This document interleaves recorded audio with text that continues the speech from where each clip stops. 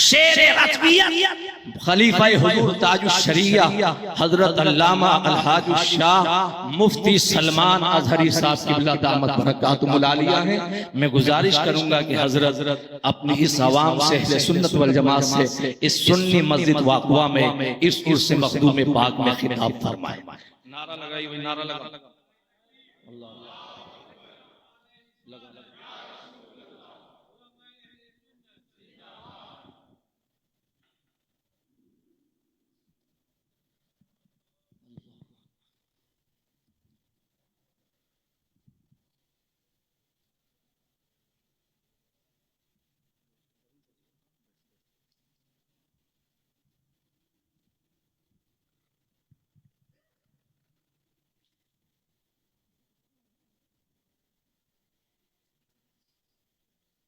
برادران ملت اسلامیہ، السلام علیکم ورحمۃ اللہ وبرکاتہ.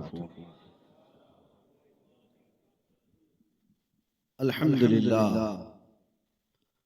الحمدللہ الحنان المنان الذي خلق الانسان وعلمه البيان والصلاة والسلام على رسوله سید الانس والجان وعلى آله وأصحابه ذوي الخير والإحسان. أما بعد فأعوذ بالله من الشيطان الرجيم. بسم الله الرحمن الرحيم.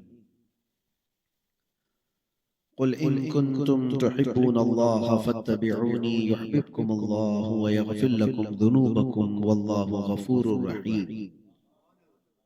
صدق الله مولانا العظيم وبلغنا رسوله النبي الأمين المتين المختار الكريم ونحن على ذلك من الشاهدين والشاكرين والحمد لله رب العالمين.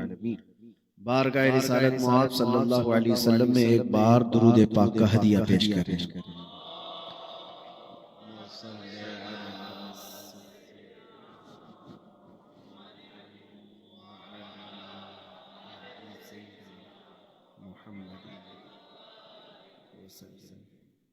صلاة و سلام علیک یا حبیبی یا رسول اللہ صلی اللہ تعالی علیہ وسلم. بڑی خوشی اور مسرت حاصل ہے آج آپ کے دیار محبت میں حاضر ہوں. موریشس کے سنی مسلمانوں کے اس اجتماع کو دیکھ کر ایسا لگتا نہیں ہے کہ کسی نئی جگہ پر ہم بیٹھے ہوئے ہیں. جانے جانے سے پہچانے سے چہرے ہیں، اور اس کی وجہ یہ بھی ہے کہ جن کی ملاقات عالم ارواح میں ہو چکی ہے وہ دنیا میں بھی ایک دوسرے کو پہچان لیتے ہیں. اور اب دعا یہ کرتے ہیں کہ اللہ نے یہاں ہمیں ملایا ہے تو قیامت کے دن حضور کے جھنڈے تلے بھی سب کو جمع فرمائے. اور آپ حضرات نے میرے متعلق بہت دعائیں کی ہیں، مجھے اس چیز کی خبر بھی ملتی رہی. جب ظالموں نے مجھے پکڑ کر 8 مہینے تک بٹھایا تھا، وہ اس لیے بٹھایا تھا کہ میں بھی اللہ کی عبادت میں کچھ گوشہ نشینی کر لوں. ویسے 8 مہینے تک جیل کے اندر، لیکن بہتوں کی ہمت کو ٹوٹتے ہوئے دیکھا میں. کتنے تو وہاں پر کافر بن جاتے ہیں، نا امید ہو جاتے ہیں کہ اب ہمارا کچھ ہونے والا نہیں ہے، خدا کا انکار کر دیتے ہیں، قرآن پڑھنے سے دور، نماز پڑھنے سے دور، جیل میں. بہت سارے لوگوں کی ایک دماغی کیفیت ایسی ہو جاتی ہے، ہائی ڈپریشن کے شکار ہوتے ہیں. بہت ڈپریشن ایسا ہوتا ہے کہ کہتے ہیں کوئی خدا نہیں ہے، ہم مانتے نہیں. ہمیں اس بات سے ڈر لگتا تھا کہ کہیں امید ٹوٹنے نہ پائے. لیکن میرے عزیزو، وہ دوسرے قیدیوں کی بات الگ ہے. دنیاوی جرم کر کے قید میں جیل میں آئے اس کی بات الگ ہے، مصطفیٰ کے نام پہ جو جائے اس کی بات الگ ہے. میرے نبی پاک صلی اللہ تعالیٰ علیہ وسلم کا جو قیدی ہے وہ سالوں بھر بھی خوش رہ سکتا ہے. اس لیے اعلیٰ حضرت نے کہا جس کو ہو درد کا مزہ ناز دوا اٹھائے کیوں، پھر کے گلی گلی تباہ ٹھوکریں سب کی کھائی کیوں، دل کو جو عقل دے خدا تیری گلی سے جائے گا۔ اس بات کو ہمیشہ یاد رکھیں۔ اور میں شکر گزار ہوں موریشس کے سنی صحیح العقیدہ مسلمانوں کی، یہاں کے بہت سارے فیملیز، خاندان، بچے، عورتیں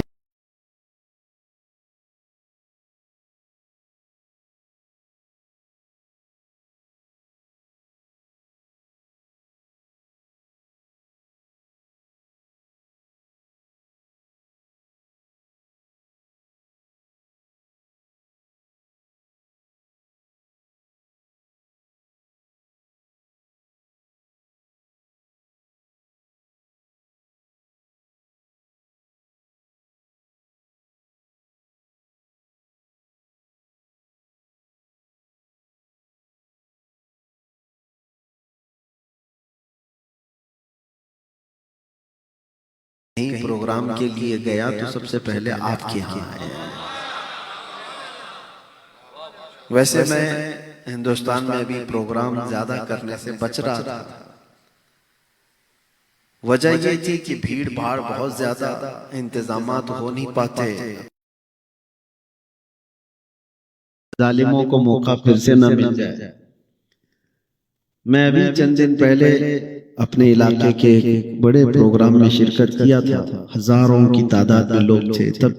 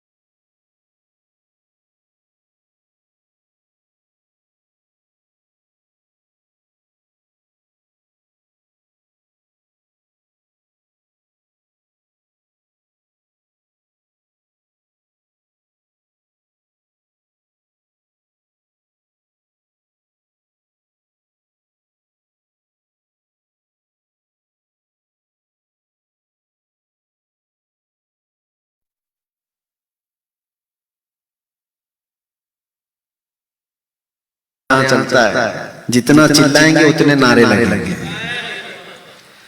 یہاں کے لوگ سائلنٹ مزاج ہیں، سمجھنا چاہتے ہیں تو ہم اسی انداز سے گفتگو کرتے ہیں۔ بہرحال اللہ تبارک و تعالیٰ آپ کے عقیدے کی حفاظت فرمائے، جب تک رہے اللہ تعالیٰ سنیت پر اور عشق رسول پر زندہ رکھے۔ میں آگے بڑھتا ہوں میری بات کو لے کر، ایک ہی جملے پر میں گفتگو کرتا ہوں، ایک ہی جملہ آپ سمجھ کے چلیے۔ ہماری پوری زندگی کا دار و مدار کس چیز پر ہے؟ ہماری پہچان کیا ہے؟ ہماری لائف، ہماری زندگی، ہمارا جینا مرنا یا ہمارا نام کس چیز پر ہے؟ سارا کا سارا ڈیپینڈ ہے تاجدار مدینہ صلی اللہ علیہ وسلم کی ذات پر۔ وہ جو نہ تھے تو، یاد ہے آپ لوگوں کو، وہ جو نہ تھے تو اور وہ جو نہ ہو تو، یہ جملہ بس اس کو یاد رکھیں۔ وہ جو نہ تھے تو کچھ نہ تھا، اور وہ جو نہ ہو تو، ہماری زندگی میں اگر وہ نہ ہو تو پھر کچھ بھی نہیں ہے۔ ہماری داڑھیوں سے ہماری عزت نہیں ہے، ہماری ٹوپیوں سے ہماری عزت نہیں ہے، ہمارے جبے کبے سے ہماری عزت نہیں ہے، بلکہ ہماری عزت نام مصطفیٰ سے ہے۔ علامہ اقبال نے کہا ہے، علامہ اقبال نے کہا ہے، آبرو ماں زنام مصطفیٰ است، ہم سب کی عزت و آبرو مصطفیٰ کے نام سے وابستہ ہے۔ اگر وہ نام ہٹ گیا تو پھر کچھ بھی نہیں ہے، کچھ بھی نہیں ہے۔ جس کو اعلیٰ حضرت کیا کہتے ہیں؟ وہ جو نہ تھے تو کچھ نہ تھا، وہ جو نہ ہو تو کچھ نہ ہو۔ جان ہے وہ جہان کی، اور جان ہے تو جہان ہے، جان ہے تو جہان ہے۔ آپ کو ایک بات یاد رکھنا چاہیے، پوری جہان کی جان کو کہا گیا ہے، پورے دنیا کی جان ہے وہ، اور ہماری جان کیسے نہ ہو؟ اور قرآن کہتا ہے النبی اولیٰ بالمؤمنین من انفسہم، قرآن میں اللہ فرماتا ہے نبی مومنوں سے ان کی جان سے زیادہ قریب ہے. جان سے زیادہ چیز کیا ہو سکتی ہے؟ قریب. لیکن قرآن کہہ رہا ہے کہ نبی تمہاری جان سے زیادہ قریب ہے. اسی لیے بزرگوں نے ہمیں یہی عقیدہ دیا ہے کہ اللہ کی سرتا بقدم شان ہے یہ. انسان نہیں، انسان وہ انسان ہے یہ. قرآن تو ایمان بتاتا ہے انہیں، اور ایمان یہ کہتا ہے میری جان ہے. بات سمجھ میں آ رہی ہے؟ وہ ایمان کی بھی جان ہے، ہم سب کی عزتوں کی بھی جان ہے. اور آدمی جب جان کی پرواہ کرے گا تبھی زندہ بھی رہے گا. جان کی پرواہ کرے گا تو زندہ رہے گا. اس بات کو سمجھ کر کے چلیے. اور اگر کسی کو اس کی جان کی پرواہ نہیں ہو تو کبھی بھی مر جائے. جان کی پرواہ کرنے کا مطلب یہ ہے کہ ہم سب کو عزت رسول کی پرواہ کرنی چاہیے. وہ ہماری جان ہے، وہ ہماری جان ہے.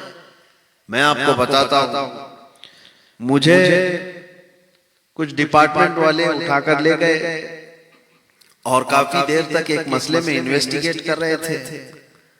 کہا کہ آپ اتنا زیادہ بیان میں جو ہے سختی کیوں لاتے ہیں؟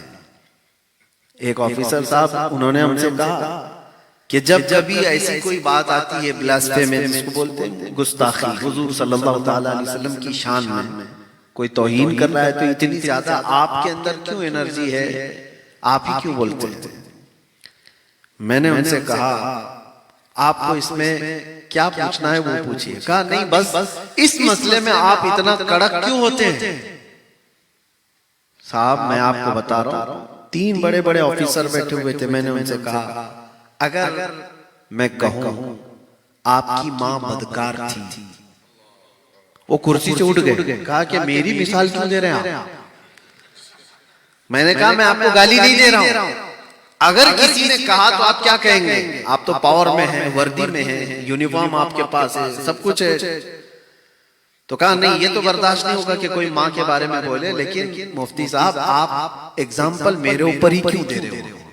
میری ماں کو ہی کیوں بول رہے ہو؟ کہا میں کچھ بھی نہیں، آپ کی ماں کو بھی نہیں کہہ رہا، نہیں کہوں گا. لیکن ایک بات یاد رکھیے، آپ کو اپنی ماں کے بارے میں سننا بھی برداشت نہیں، اور ہم کروڑوں ماؤں سے زیادہ اپنے نبی سے محبت کرتے ہیں. ہمارے لیے ہمارے نبی پاک صلی اللہ تعالی علیہ وسلم کی محبت ہزاروں نہیں کروڑوں ماؤں سے بڑھ کر کے ہے. جس نے ہمیں ماں کی عزت بتائی ہے، جس نے ہمیں ماں کی محبت سکھائی ہے، اس رسول کے خلاف ہم سن کر کے کیسے گوارا کر سکتے ہیں؟ اور آج یہ پوائنٹ سمجھ کر کے چلنا، ہم زندہ ہیں یا مردہ ہیں کیسے پتا چلے؟ امام غزالی رحمۃ اللہ تعالی علیہ فرماتے ہیں جب آدمی امت مسلمہ زندہ ہے یا مردہ ہے پتہ کرنا ہو تو ان کے نبی کے بارے میں ان سے بات کر کے دیکھو. حضور پاک صلی اللہ علیہ وسلم کی بات کرتے ہیں چہرہ کھل جاتا ہے، وہ زندہ ہے، وہ زندہ ہے. حضور پاک صلی اللہ تعالی علیہ وسلم کی باتوں پر اس کے چہرے پر کوئی اثر ہی نہیں آتا تو مردہ ہے. وہ جی تو رہا ہے لیکن وہ مردہ ہے. اس لیے کہ جان کو جب بھی آدمی کوئی ٹچ کرتا ہے تو اس کے اندر حرکت تو ہوتی ہی. ایک مرے ہوئے آدمی کو آپ 1000 واٹ کا کرنٹ بھی لگاؤ کیا ہونے والا ہے؟ کچھ ہوگا.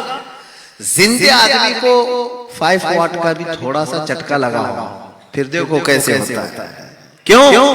جان ہے تو حرکت ہو جائے گی. کرنٹ تھوڑا سا لگے گا حرکت ہو جائے گی.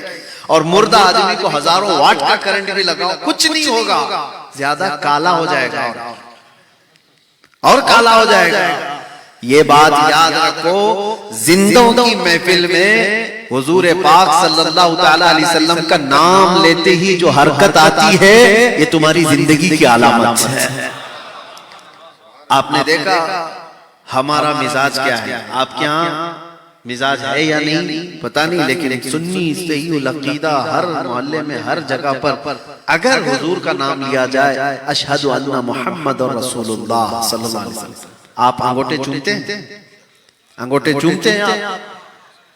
میں نے حضور کا نام لیا، آپ نے انگوٹھے چوم کر کیا کیا؟ آنکھوں سے لگا. کیا میں نے اس کا ڈائریکشن دیا تھا آپ کو؟ اس کا آرڈر کیا تھا؟ کوئی اشارے میں بولا تھا؟ میں نے حضور کا نام لیا، آپ نے انگوٹھے چومے اور لگا لیا. کس نے بولا؟ یہ ہاتھ جو ہے، دیکھو آپ انسان کی فطرت میں ہے، کبھی گانے بجتے ہیں تو خود بخود ہاتھ ہلنے لگتے ہیں کچھ لوگوں کے، دھن اور میوزک آئے تو ہاتھ پیر ہلنے لگتے ہیں. انسان کی فطرت میں کچھ چیزیں ایسی غیر اختیاری ہے، اختیار سے نہیں کرتا، وہ نیچرل ہے. اسی طرح سے سنیوں کے نیچر میں ہے، حضور کا نام آتے ہی اس کے انگوٹھے خود بخود چلے جاتے ہیں. یہ حضور کی محبت جو اندر موجود ہے وہ اس سے وہ کرواتی ہے. یہ سب میں آپ کو جو باتیں بتا رہا ہوں، یہ زندگی کے باقی ہونے کی علامتیں ہیں، اور اسی وجہ سے ہم آپ کے ساتھ بیان بھی کر رہے ہیں، خطاب بھی کر رہے ہیں. اگر یہاں زندے نہ ہوتے تو ہم بیان بھی کیوں کرتے؟ مردہ لوگوں میں ہم کیا بیان کریں؟ جہاں پر حضور پاک صلی اللہ تعالی علیہ وسلم کے نام پاک کو لے کر کے آئیں کائیں ہے تو میں وہاں جاتا ہی نہیں. اور دوسری ایک خاص بات، میری امیج آج جس طرح سے بنائی گئی ہے ہمارے ملک میں، خاص طور پر ایک پروپیگنڈا کے طور پر خاص طور پر بنایا گیا کہ یہ کٹر وادی ہے، بھڑکاؤ بھاشن دیتا ہے، پرووک کرتا ہے، جو بھی ہے. یہ سب باتوں کو لے کر کے بہت سارے مسلمانوں میں بھی تھوڑا سا ڈر رہتا ہے کہ پتہ نہیں مفتی صاحب ان کے ساتھ بیٹھوں گا تو کل مجھے بھی کیس نہ ہو جائے، پولیس مجھے بھی نہ اٹھا لے جائے. بہت سارے لوگ بچنا بھی چاہتے ہیں. ایسے میں موریشیس کے شمیم صاحب ہیں، تیم اللہ صاحب ہیں، قاری صاحب ہیں، ان سب سے میں بھی یہی پوچھ رہا تھا، آپ لوگوں کو ڈر نہیں لگا کہ مجھ سے تھوڑا بہت جو لوگ ریزرو رہنا چاہتے ہیں دور رہتے ہیں، آپ کیسے بلا رہے ہیں؟ وہ بھی اس ملک میں آپ رہتے ہیں. تو انہوں نے یہی کہا کہ آپ سے ہماری محبت آپ کے چہرے سے نہیں ہے، حضور پاک کی نسبت سے ہے. اللہ کے نبی صلی اللہ تعالی علیہ وسلم کی محبت کی وجہ سے ہے. اور اس جرم میں اگر ہم کو کوئی سزا ہوتی ہے تو اس سزا کا مزہ ہی الگ ہے. میرے عزیزو ایک بات یاد رکھو، ہر آدمی آج کمفرٹ زون میں جینا چاہتا ہے. کمفرٹ زون کا مطلب یہ ہے کہ وہ کوئی بھی تھوڑا سا سٹرگل نہیں چاہتا. تو پھر میں کہتا ہوں اگر ذرا برابر بھی سٹرگل نہیں کرنا ہے، مصیبت نہیں دیکھنا ہے، تو کربلا کی داستان سننا چھوڑ دو. غوث پاک کی کرامتیں بیان ہوتی ہیں، ان کی سٹرگل والی لائف سننا چھوڑ دو. غریب نواز کا سفر سننا چھوڑ دو. کوئی زندگی ایسی نہیں ہے بزرگوں کی جنہوں نے سٹرگل نہ کیا ہو. دین اسلام ہمیشہ قربانیاں مانگتا ہے، اور جو صرف حلوہ پراٹھے والا دین لے کے چلنا چاہتا ہے وہ تو کبھی بھی ڈاواں ڈول ہوگا. حالات جب ادھر کے ہو جائیں گے تو ادھر کے ہو جائے گا. اسی لیے ہمیشہ اپنے آپ کو اس بات کے لیے تیار رکھو، میرے دین اسلام پر چلنے کی وجہ سے پہلے تو اللہ کی بارگاہ میں دعائیں کریں کہ مولا کبھی مجھے آزمائش میں مت ڈال، میں امتحان کے قابل نہیں ہوں، میرا امتحان مت لے. لیکن اگر امتحان کی گھڑی آ گئی تو اے اللہ مجھے ہر مصیبت پر صبر کرنے کی توفیق دیتے. ہاں یہ نہیں ہے کہ وہاں سے بھاگ گئے، جیسے ابھی میں بتا رہا تھا جیل کے حالات میں نے خود دیکھا ہے.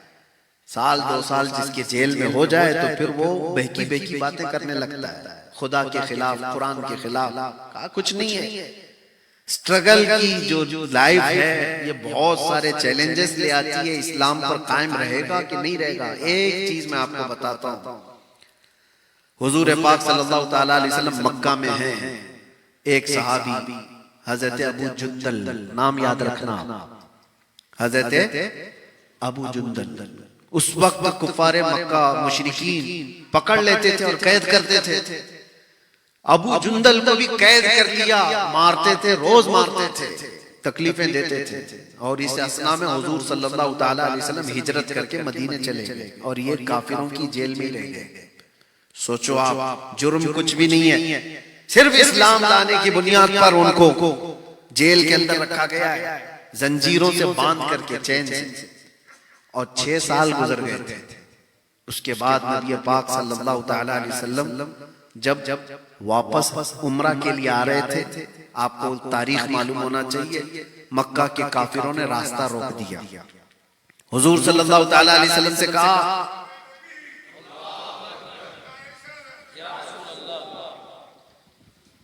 نعرہ تکبیر، نعرہ رسالت، نعرہ تکبیر، نعرہ رسالت، نعرہ رسالت، علماء اہل سنت، علماء اہل سنت، تاج العلماء، تاج العلماء، تاج العلماء،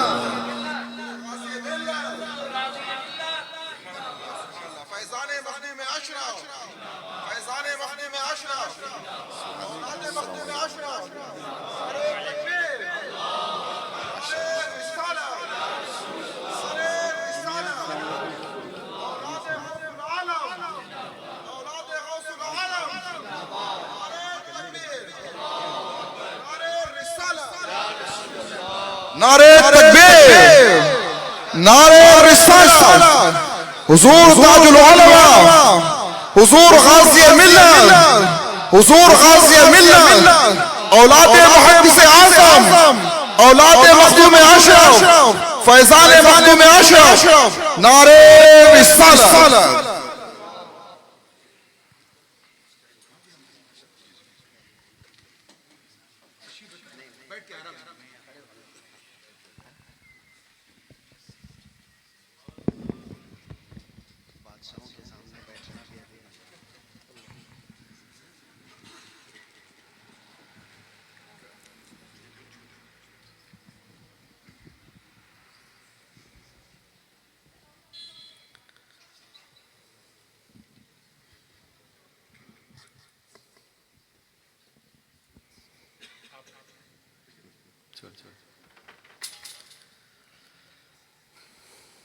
ایک بار درود پاک پڑھ لیتے ہیں، اللہم صلی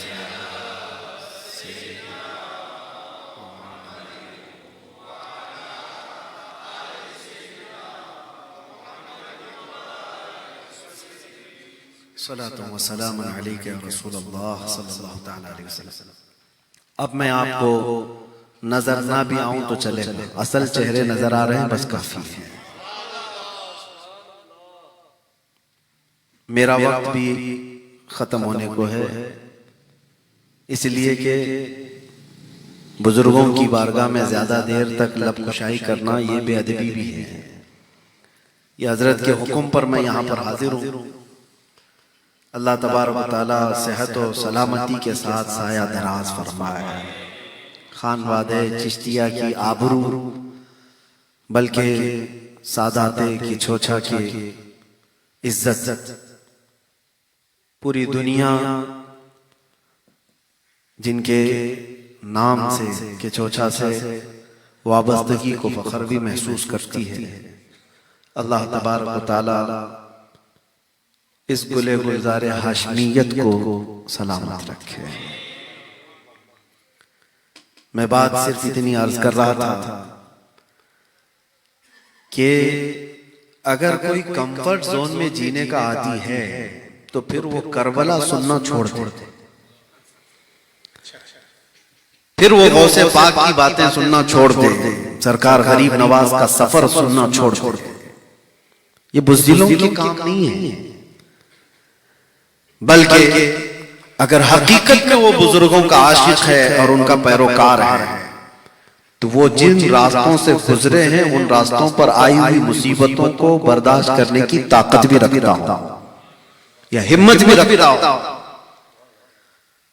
اللہ کے نبی صلی اللہ تعالی علیہ وسلم کی یہ حدیث ہے، لا تتمنوا لقاء عدوکم، تم تمنا مت کرو کہ میری جنگ ہو جائے دشمنوں سے، ابھی میں بھیڑوں گا، ابھی میں ماروں گا، ابھی میں کاٹوں گا، تمنا بھی مت کرو۔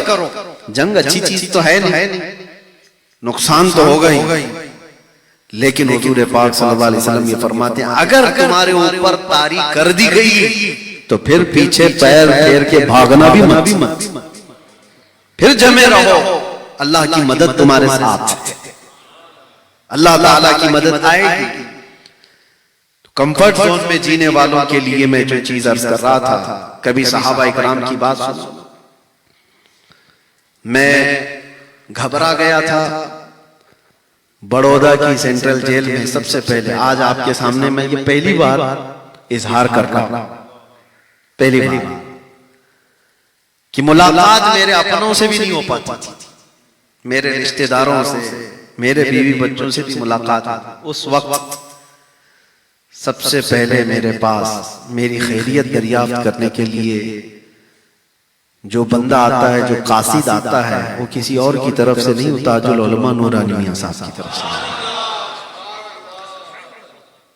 سادات کی چھوچا کا پیغام لے کر دو بندے میرے پاس حاضر آئے اور وہ خصوصی آفس کی ملاقات لے کر، مجھے آج بھی وہ بات یاد ہے. میں نے واپس وہیں بیٹھ کر کے تحریر بھی لکھ کر دی تھی، پہنچی یا نہیں پہنچی معلوم نہیں.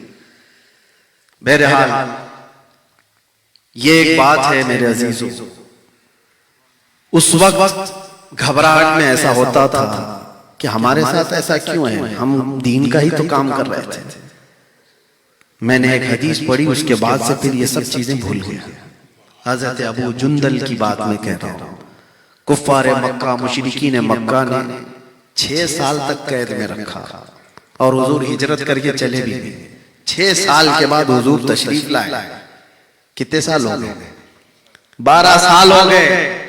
ایک بندہ قید میں ہے اور اس کے بعد نبی پاک صلی اللہ علیہ وسلم حدیبیہ کے موقع پر مقام پر پہنچے، عمرہ کرنے کے لیے آئے. اور اس وقت مکہ کے کفار و مشرکین عمرہ کرنے نہیں دینا چاہتے. ایگریمنٹ ہوتا ہے، صلح حدیبیہ ہوتی ہے. اس ایگریمنٹ کے جو بند تھے، جو عقود تھے، اس میں سے پہلی چیز یہ بھی تھی کہ ہماری طرف سے کوئی آدمی بھاگ کر مدینے جائے تو آپ اسے واپس کریں گے، اور مدینے کا کوئی شخص بھاگ کر ہمارے پاس آیا تو ہم واپس نہیں کریں گے. یہ مان لی گئی تھی یہ شرطیں. جو ٹرمز اینڈ کنڈیشنز بنے تھے نا ایگریمنٹ کے، اس میں یہ چیز تھی. اللہ کے نبی صلی اللہ تعالی علیہ وسلم اس کو مان لیے تھے، لیکن ابھی دستخط نہیں ہوئی تھی دونوں کے درمیان، قریش اور حضور کے درمیان، مکہ کے کافروں اور حضور کے درمیان ایگریمنٹ. اسی اثنا میں وہ ابو جندل صحابی جو سالوں سے جیل میں تھے، دروازہ توڑ کر نکل آیا. میں جانتا ہوں ایک قیدی کو اگر باہر کی صرف ہوا بھی مل جائے، اس کی زندگی کچھ اور ہی لگتی ہے. اس کے لیے اس سے بڑی نعمت نہیں ہے، اس سے بڑی نعمت کوئی وہ محسوس بھی نہیں کرتا. جانتے ہو گھر کے کھانے کا ایک لقمہ قیدی کو ملتا ہے تو 1 مہینے تک دعا کرتا ہے. ہاں یہ دیکھی ہوئی بات میں بتا رہا ہوں، ایک لقمہ مل جائے گھر کا. ایسے حالات میں اگر کوئی دروازہ توڑ کر جیل سے باہر آ گیا اور 1400 کے قریب صحابہ حدیبیہ کے موقع پر وہاں موجود ہیں، سب میں آ کر مل گئے، زخم دکھا رہے اپنے پیٹھ کے. کافروں نے کتنا مارا، ظالموں نے کتنا مارا، اتنے سالوں سے قید میں. صحابہ نے گلے لگا دیے، آ گیا ہمارا بھائی ہمارے ہاتھ. سوچو اپنا بندہ جب کوئی اپنے پاس آ جائے اور قیدی بھی چھوٹ کر کے اپنوں میں چلے جائے تو وہ دنیا الگ ہو جاتی ہے. لیکن کافروں کو جیسی پتہ چلا، کافروں کو پتہ چلا کہ ہمارا ایک قیدی چھوٹ کر کے گیا ہے مسلمانوں کے پاس، تو آئے حضور صلی اللہ علیہ وسلم کے پاس کہنے لگے کہ ہمارا اور آپ کا جو ایگریمنٹ ہوا ہے، ہمارا کوئی بندہ بھاگ کر آپ کے پاس جائے گا تو آپ اس کو واپس کریں گے. تو اس ایگریمنٹ کے بیس پر آپ ہمارے قیدی کو واپس کیجیے، جو چھوٹ کر کے ہمارے پاس سے گیا ہے اس کو واپس کیجیے. حضور نے کہا کہاں ہے ابو جندل؟ صحابہ نے ان کو چھپا دیا. کہا نہیں، کیسے دیں گے، ہمارا اپنا بھائی چھوٹ کے آیا ہے. اور وہ ابو جندل کہنے لگے کہ مجھے اتنا مارا گیا، اتنے سالوں سے میں ظلم سہ رہا ہوں، کیا مجھے واپس کیا جائے گا؟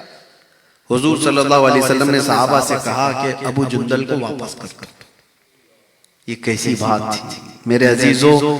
ظاہراً کسی کو لگے گا یہ کیسا انصاف ہے، لیکن وہ رحمت للعالمین ہے، وہ رحمت للعالمین ہے.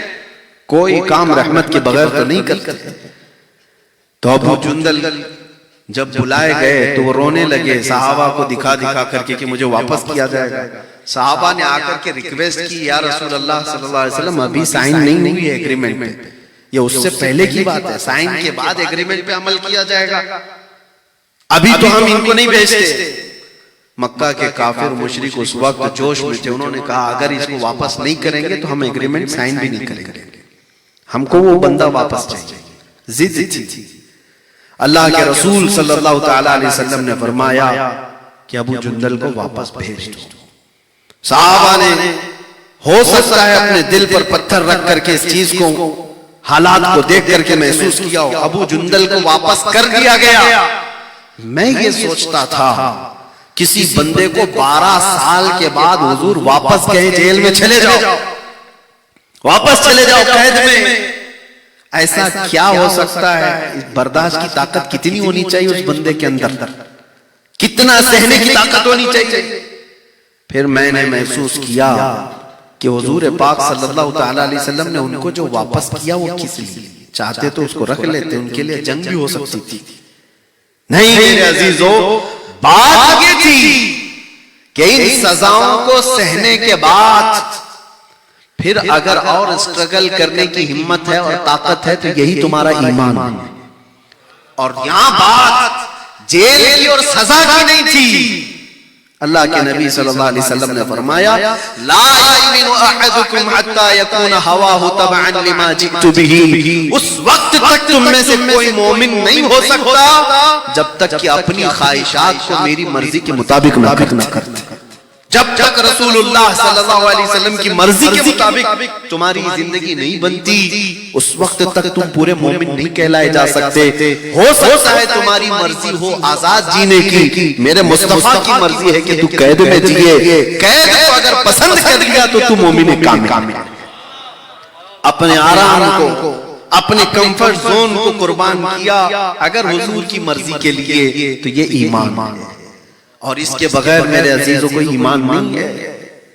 اسی کو میں کہہ رہا تھا، زندگی کا پورا دار و مدار اس بات پر ہے، وہ جو نہ تھے تو کچھ نہ تھا، اور وہ جو نہ ہو تو ہماری زندگی کا ہر فیصلہ جب بھی آئے حضور پاک صلی اللہ تعالیٰ علیہ وسلم کی ذات پاک کو اس میں ملحوظ رکھو۔ آپ کو پتہ ہے ہماری خواہشات کیا کیا چاہتی ہیں، بہت کچھ ہے، لیکن جب تک اسے قربان نہیں کرتے اس وقت تک ایمان کے درجے کو نہیں پہنچ سکتے۔ مدینہ طیبہ میں ایک صحابی ہیں، حضور کی بارگاہ میں آئے، نوجوان ہیں، کالا رنگ ہے، کہا یا رسول اللہ کوئی شادی نہیں کرتا مجھ سے، کہیں شادی ہوتی نہیں ہے میری، غریب بھی ہوں۔ نبی پاک صلی اللہ تعالیٰ علیہ وسلم جب دریائے رحمت جوش میں آئے، وہ جسے جو چاہے عطا کرے، جیسا چاہے عطا کرے۔ حضور صلی اللہ تعالیٰ علیہ وسلم نے فرمایا میں تیری شادی کرواتا ہوں، میں کرواتا ہوں۔ کہا کہ میرے ایک انصار صحابی، جاؤ ان کے گھر، ان کی بیٹی بڑی خوبصورت ہے، کہنا کہ میں نے تمہیں پیغام بھیجا ہے تمہارے نکاح کا۔ ایک ہی بیٹی ہے ایک انصار صحابی، اور وہ بھی مدینے کی خوبصورت، اور یہ ہے کالے رنگ کے جن کو کوئی رشتہ دیتا نہیں تھا۔ یہ نوجوان گئے، شوہر بیوی بیٹھے ہوئے ہیں، ماں باپ لڑکی کے، جا کر کے کہا مجھے اللہ کے نبی نے بھیجا ہے۔ کہا کس لیے؟ کہا آپ کی بیٹی کا رشتہ لے کے آیا۔ شکل دیکھی اوپر سے نیچے، کہاں ان کی بیٹی اور کہاں یہ نوجوان۔ تھوڑی دیر کے لیے انہوں نے، حالانکہ وہ صحابی، تھوڑی دیر کے لیے انہوں نے کہا ٹھیک ہے ہم اللہ کے رسول صلی اللہ علیہ وسلم سے آ کر کے بات کر لیں گے، آپ جاؤ۔ ان کے لیے کوئی نئی بات نہیں تھی، کیونکہ ہر دن تو ریجیکٹ کہیں نہ کہیں سے ہو ہی جاتا تھا۔ کہا یہ بھی ویسی ہے۔ وہ تو نکل کر کے گئے، اندر جو لڑکی تھی وہ سن رہی تھی یہ کنورسیشن۔ آئی، کہا اپنے باپ سے ابا کون آیا تھا؟ کہا ایک نوجوان آیا تھا۔ کیا لے کر آیا؟ کہا تیرے شادی کا پیغام لے کر آیا۔ آپ نے کیا کہا؟ کہا اس کی شکل تو ہم نے دیکھی، ہم نے سوچا حضور صلی اللہ علیہ وسلم سے جا کر کے بات کریں گے۔ میرے عزیزو مدینے کی لڑکی ہے، مدینے کی نوجوان خاتون ہے، اپنے باپ سے کہتی ابا آپ نے صرف اس کی شکل کو دیکھا، بھیجنے والے کی شکل کو نہیں دیکھا، آمینہ کے لال کو نہیں دیکھا، کس نے بھیجا تھا؟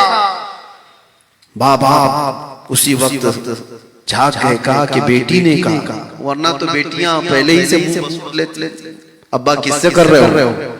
وہ مدینے کی شہزادی تھی۔ کہا ساحری شکل و صورت آپ نے کیوں دیکھا؟ یہ دیکھا ہوتا کہ اللہ کے نبی نے بھیجا ہے۔ اپنی خواہشات کو قربان کرنا اس کو کہتے ہیں ایمان۔ اور وہ گئے حضور کو ابھی سنا ہی رہے تھے وہ نوجوان کہ ریجیکٹ ہو گیا ہے. گیا تھا ان کی لڑکی پوچھنے کے لیے, ان کے ہاؤ بھاؤ سے تو لگ رہا ہے کہ وہ دینے والے نہیں ہیں, یا پھر آپ سے بات کرنے کے لیے انہوں نے ٹال دیا ہے. ابھی یہ بات چل رہی تھی, لڑکی کے ماں باپ دونوں دوڑتے دوڑتے آئے بارگاہ مصطفیٰ صلی اللہ علیہ وسلم. عرض کیا یا رسول اللہ, ابھی وہ امی فدا خطا ہو گئی ہماری, ہم تاخیر سے جواب دے رہے ہیں, ہم بھی راضی, ہماری بیٹی بھی راضی.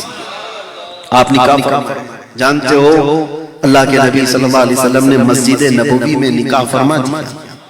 اسی دن نکاح ہوا. نوجوان سے کہا جاؤ کچھ سامان خرید کر کے لاؤ جہیز کا, گھر بسانے کے لیے.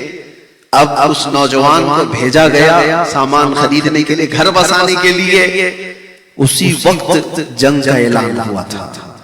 تبل بج گئے کہ اچانک مشرکین نے حملہ کیا ہے مدینے میں. سب صحابہ نکل رہے ہیں. یہ نوجوان جس کی آج شادی ہوئی ہے, یہ اپنے گھر کا سامان خریدنے کی بجائے جنگ کا سامان خریدنا شروع کیا.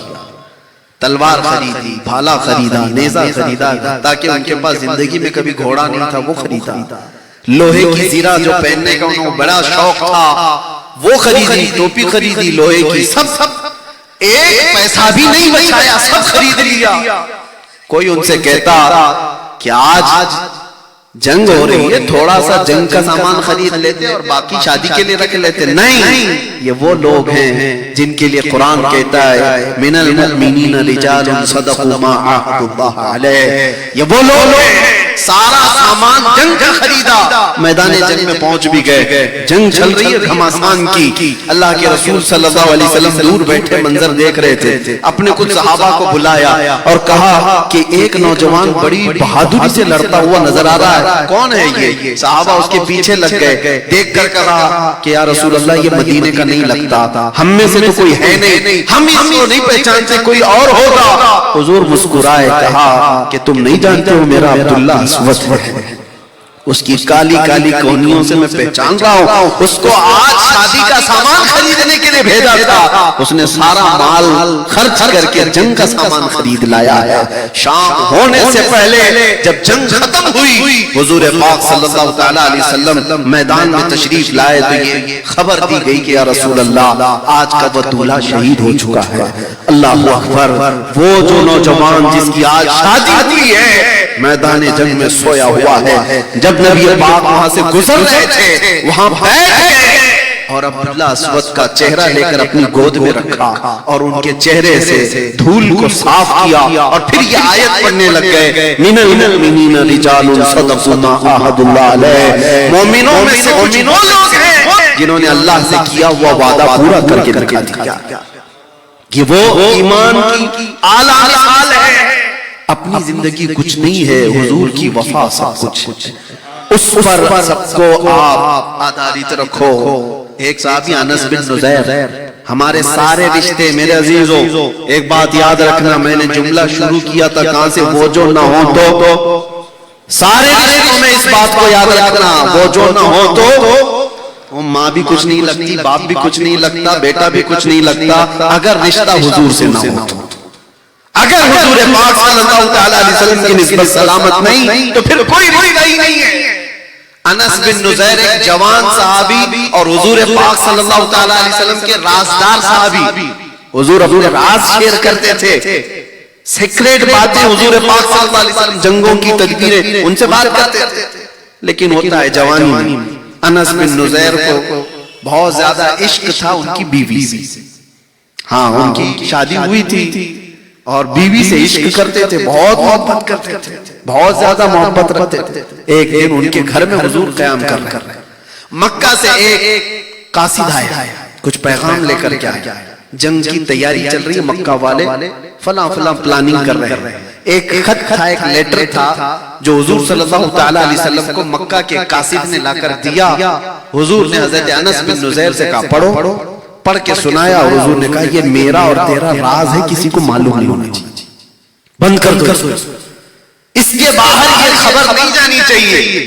کہا یا رسول اللہ صلی اللہ علیہ وسلم آپ کی عزت کی سلامتی, آپ کے راز کی سلامتی میری جان سے بڑھ کر. حضور تشریف لے گئے. جب رسول پاک چلے گئے بیوی اندر سے آتی ہے، کہتی ہے انس، اللہ کے رسول صلی اللہ تعالیٰ علیہ وسلم گھر میں آئے تھے، کیا بات چل رہی تھی؟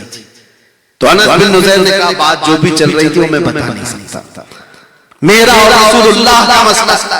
بیوی نے کہا تم مجھ سے اتنا عشق کرتے، اتنی محبت کرتے ہو، کیا مجھے شیئر نہیں کر سکتے؟ کہا نہیں، اس میں کوئی شیئر نہیں، یہ حضور پاک صلی اللہ تعالیٰ علیہ وسلم کی بات ہے۔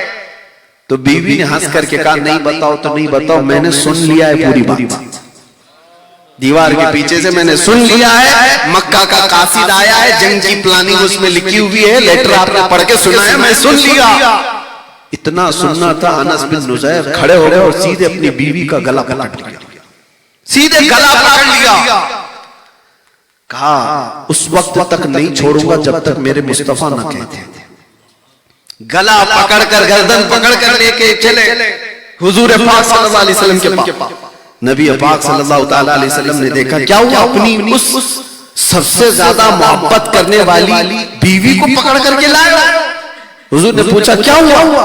کہا یا رسول اللہ اس لیے لے کر کے آیا، آپ کا حکم تھا کہ میرا راز کسی پر افشا نہ کرے، میں نے کوئی افشا نہیں کیا، لیکن غلطی سے اس نے سن لیا ہے دیوار کے پیچھے سے، اگر آپ کا حکم ہو تو گلا دبا دو اور راز ختم ہو جائے، یہ جو انفارمیشن لیک ہو رہی ہے بند ہو جائے، ختم ہو جائے، اگر آپ کا حکم ہو۔ حضور پاک مسکرائے اور کہا نہیں انس، جیسے تم میرے صحابی ہو تمہاری بیوی بھی میری صحابیہ ہے، وہ بھی راز کی حفاظت کرے گی، چھوڑ دو۔ اور انہوں نے ہاتھ چھوڑ دیا اور پھر مسکرا کر اپنی بیوی سے ملتے ہیں، جیسے پہلے عشق تھا ویسی ہی عشق ہے، لیکن جب بات نبی پاک کی آئے تو پھر کوئی رشتہ ہی نہیں ہے، وہ جو نہ تھے تو کچھ نہ تھا، وہ جو نہ ہو تو سارے رشتوں کا اسی بات پر اثر آپ کو دیکھنے کو ملے تو وہ ایمان ہے، وہ ایمان ہے۔ اور اگر آپ دوسرے رشتوں کو اہمیت دیتے ہو، دوسری باتوں کو اہمیت دیتے ہو، جیسے کہ امام غزالی نے جو فرمایا مردہ ہیں یا لوگ زندہ ہیں، یہ دیکھنا ہو تو ان کے سامنے اپنے نبی کی بات کر کے دیکھو، اگر ان کے چہرے کھل جاتے ہیں تو کرنٹ لگا ہوا ہے اور زندگی ہے، اور اگر کوئی حرکت ہی نہیں ہوتی تو جیسے میں نے کہا مردے کو 1000 واٹ کا کرنٹ بھی لگاؤ حرکت نہیں ہوگی، ہو سکتا ہے اور کالا ہو جائے، جل کے اور کالا ہو جائے۔ حضور پاک کی محبت کی بات زندوں میں کی جائے تو حرکت آتی ہے، اسی لیے نعرے ہمارے یہاں لگتے ہیں زیادہ، حرکت ہماری یہاں زیادہ ہوتی، کیوں؟ یہ زندگی کی علامت ہے، اور اللہ کرے کہ یہ زندگی ہمیشہ سلامت رہے۔ میرے عزیزوں یہ اگر چھوٹ گئی تو کچھ بھی نہیں ہے، کچھ بھی نہیں ہے۔ اسی جملے پر میں گفتگو ختم کروں گا، زیادہ بزرگوں کا وقت میں نہیں لوں گا، بس وہ جو نہ ہو تو سو تو نہیں رہے آپ لوگ، ابھی اصل زندگی آپ کو دیکھنی ہے، باقی ہے۔ میں جگانے آیا ہوں تھوڑی دیر کے لیے، میں فیلڈ بنا دوں تاکہ اس میں اچھے بیج بوئے جائیں اور اچھی فصل بھی آپ کو دیکھنے ملے۔ آپ اس بات کو پھر سے دہرائیں، وہ جو نہ ہو تو زندگی میں بھی وہ جو نہ ہو تو، ہماری مسجدوں میں بھی وہ جو نہ ہو تو، اذانوں میں بھی وہ جو نہ ہو تو، نمازوں میں بھی وہ جو نہ ہو تو، ارے قبر میں بھی وہ جو نہ ہو تو، حشر میں بھی وہ جو نہ ہو تو، کہیں کام نہیں چلنے والا ہے، وہ جو نہ ہو تو کچھ نہ ہو۔ قبر میں بھی یہی حال ہے، اسی لیے سیدنا عمر ابن خطاب حضور کے ساتھ بیٹھے، رسول پاک صلی اللہ تعالیٰ علیہ وسلم قبر کے حالات بتا رہے ہیں کہ جب مردے کو دفن کر دیا جائے گا، فرماتے میرے آقا یاتیانی ملکانی عینانی ازرقانی، دو فرشتے آئیں گے ایسے جن کی نیلی آنکھیں ہوں گے، کالا چہرہ ہوگا، جھنجھوڑ کر اٹھائیں گے، پوچھیں گے تیرا رب کون ہے، تیرا دین کیا ہے۔ یہ سوالات اس کے لیے اتنے سخت ہو جائیں گے کہ بہت سارے لوگ جواب جلدی دے نہیں پائیں گے۔ یہ قبر کے حالات حضور بیان کر رہے تھے، توجہ چاہتا۔ حضرت عمر سے حضور نے پوچھا عمر تمہاری قبر میں جب یہ فرشتے آئے تب کیا کہو گے؟ توجہ ہے، تمہاری قبر میں جب فرشتے آئیں گے تب کیا کہو گے؟ وہ فرشتے ایسے نہیں ہیں کہ رشوت لے کر کسی کو چھوڑ دیں گے یا کسی کا کوئی تعلق بتا کر کے وہ چھوڑ دیں گے، وہ اپنی ڈیوٹی پوری کر رہے ہوں۔ فرشتوں کا درد تو رہے گا ہی سب کو۔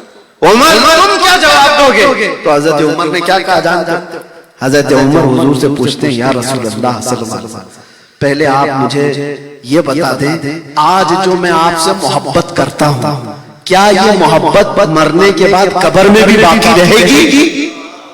حضور نے فرمایا دنیا والوں کی محبت ختم ہو جائے گی، مجھ سے جو محبت کرتا ہے وہ حشر تک باقی رہے گی، قبر میں بھی باقی رہے گی، حشر میں بھی باقی رہے گی۔ تب حضرت عمر فاروق جھومنے لگ گئے اور کہا یا رسول اللہ اگر یہ محبت باقی رہے گی تو قبر میں جو بھی ہوگا میں نپٹ لوں گا، جو بھی ہوگا میں نپٹ لوں گا۔ کیوں یا رسول اللہ؟ صحابہ کا یہ نعرہ تھا کل مصیبت بعدک جلل یا رسول اللہ، اے اللہ کے رسول اگر آپ ہمارے ساتھ ہیں تو پھر ہر مصیبت چھوٹی ہے، ہر مصیبت ہلکی ہے۔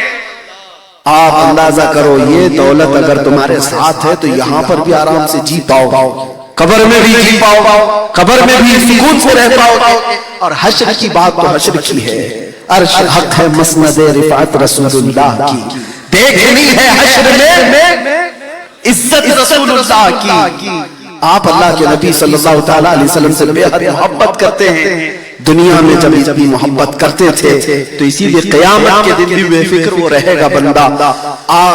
یہ ایک بات یہ بھی بتا دوں، وہ جو نہ ہو تو سمجھ میں آ رہی ہے بات، وہ جو نہ ہو تو آپ کو پتہ ہے قبر میں جو سوالات ہوتے ہیں یہاں تو مجھے آج پہلی بار یہ اتفاق ہے نکتہ دان نکتہ رساں ایسے خطیب کے سامنے، جہاں پتہ نہیں ہماری آنکھیں کھولنے سے پہلے ان کی زبان بہت کھلی ہوئی تھی، زندگی میں ہماری آنکھیں بھی نہیں کھلی تھی جب آپ کی زبان کھلی ہوئی تھی اور پوری امت کو بیدار کر رہے جگا رہے تھے۔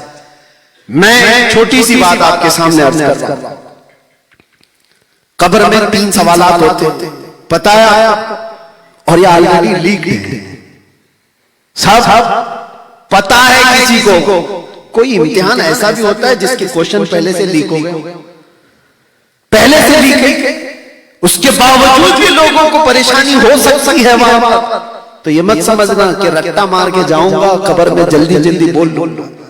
بہت سارے تو وہ ہوں گے، قرآن میں رب تبارک و تعالیٰ نے ارشاد فرمایا نسوا اللہ فانساہم انفسہم، جو لوگ اللہ کو بھول گئے تھے اللہ ان کو اپنا آپ بھی بھلا دے گا، وہ اپنے آپ کو نہیں پہچان پائیں گے میں کون ہوں، اپنا نام بھی بھول جائیں گے لوگ، جو لوگ اللہ کو بھولے ہوئے تھے۔ خیر سوالات کیا ہیں پتہ ہے نا؟ من ربک، تمہارا رب، جواب دے سکتے ہیں تمہارا رب کون؟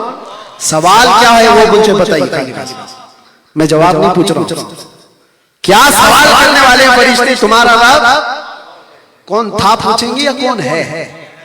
پھر سے بولیے تمہارا رب، ہاں قبر میں یہی پوچھیں گے تمہارا رب کون ہے۔ اور دوسرا سوال ہے ما دینک، تمہارا دین کیا، یہ نہیں پوچھتے تمہارا دین کیا تھا، کیا پوچھا جا رہا ہے تمہارا رب کون ہے اور تمہارا دین کیا ہے۔ یہ 2 سوال تو ٹھیک ہے، قبر میں ہر ایک سے ہی پوچھا جا رہا ہے۔ تیسرا سوال ڈیفرنٹ، ما کنت تقول فی حق ھذا الرجل، حضور کو دکھا کر کے پوچھیں گے ان کے بارے میں کیا کہتا تھا،